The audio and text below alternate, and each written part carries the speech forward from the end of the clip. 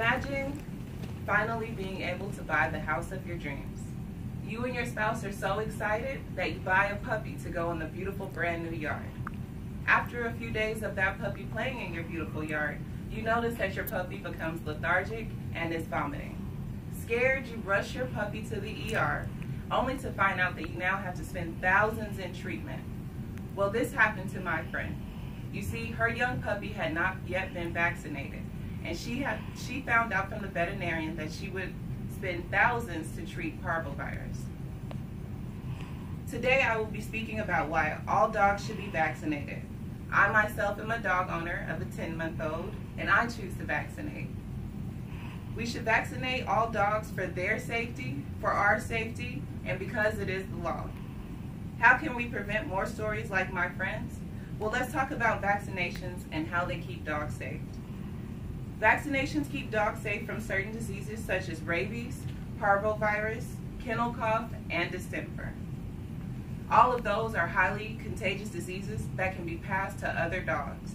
According to KXXV, a local news channel here in Central Texas, we have seen a rise in the case of parvovirus. Parvo is fatal to around 91% of dogs if left untreated. Unfortunately, the parvovirus is not considered core, but that may change as the number of cases increases. The vaccination can cost as low as $15, but treatment, like for my friend, can cost thousands. Dogs are also at a higher risk of diseases if not vaccinated. The chances of rabies carries a risk of 99.9% in ending in death and is 100% preventable.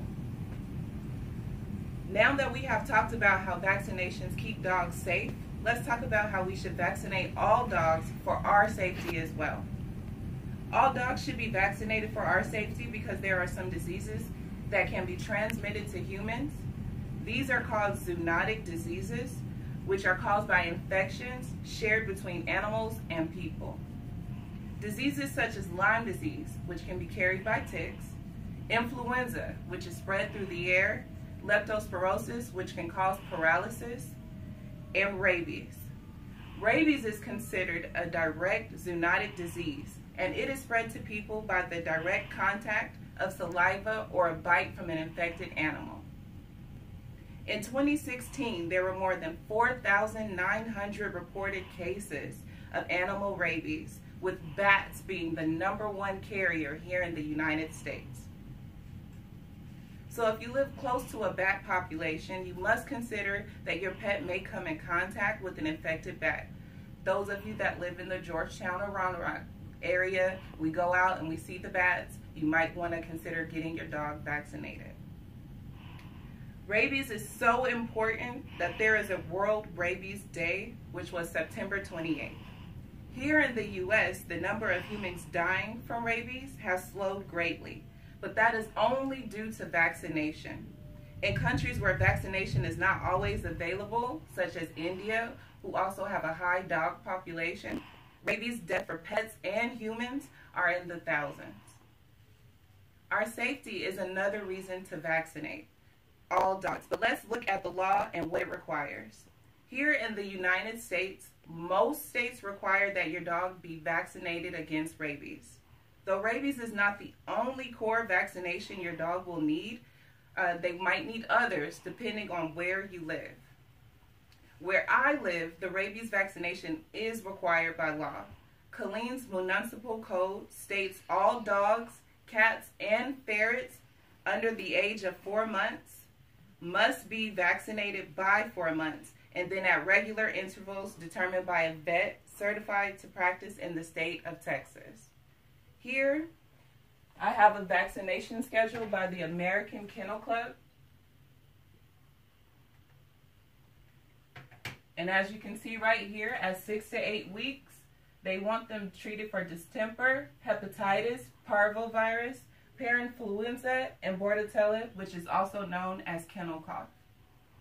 At 10 to 12 weeks, those same shots, as well as coronavirus and leptospirosis, but those are based on your location. Your vet will tell you more. At 14 to 16 weeks, they also have included Lyme disease. If you live in a heavily wooded area or an area that does have a high tick population, you may want to consider this treatment for your animal. Annually, they have included rabies, which is required by law. And every 3 years, those same vaccinations are required. In most animal shelters or dog parks, vaccinations are required and must be up to date.